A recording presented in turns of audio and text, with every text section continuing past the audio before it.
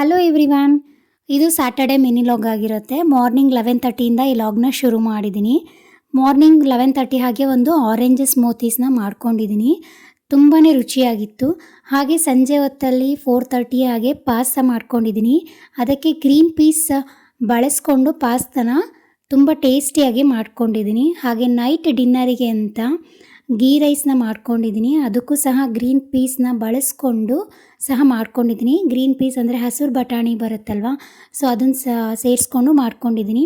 ನೆನೆಸಿರೋಂಥ ಬಟಾಣಿಯಲ್ಲೂ ಸಹ ಇದನ್ನು ಗೀ ರೈಸ್ನ ಮಾಡ್ಕೋಬೋದು. ಹಾಗೆ ಅದಕ್ಕೆ ಕಾಂಬಿನೇಷನ್ ಆಗಿ ನಾನು ಆಲೂ ಕುರ್ಮನ ಮಾಡಿದ್ದೀನಿ. ಗೀ ರೈಸಿಗೆ ಆಲೂ ಕುರ್ಮ ಒಂದು ಒಳ್ಳೆ ಟೇಸ್ಟಾಗೆ ಕೊಡ್ತು. ಅದರ ಕಾಂಬಿನೇಷನ್ ತುಂಬಾ ರುಚಿಯಾಗಿತ್ತು. ನೀವೊಂದು ಸಲ ಮನೇಲಿ ಟ್ರೈ ಮಾಡಿ ನೋಡಿ, ತುಂಬ ರುಚಿಯಾಗಿದೆ. ಈ ವಿಡಿಯೋ ಪೂರ್ತಿಯಾಗಿ ನನ್ನ ಯೂಟ್ಯೂಬ್ ಚಾನಲಲ್ಲಿದೆ. ನಿಮಗೆ ಫ್ರೀ ಇದ್ದರೆ, ಇಂಟ್ರೆಸ್ಟ್ ಇದ್ದರೆ ಹೋಗಿ ಚೆಕ್ ಮಾಡಿ ನೋಡಿ. Thank you all.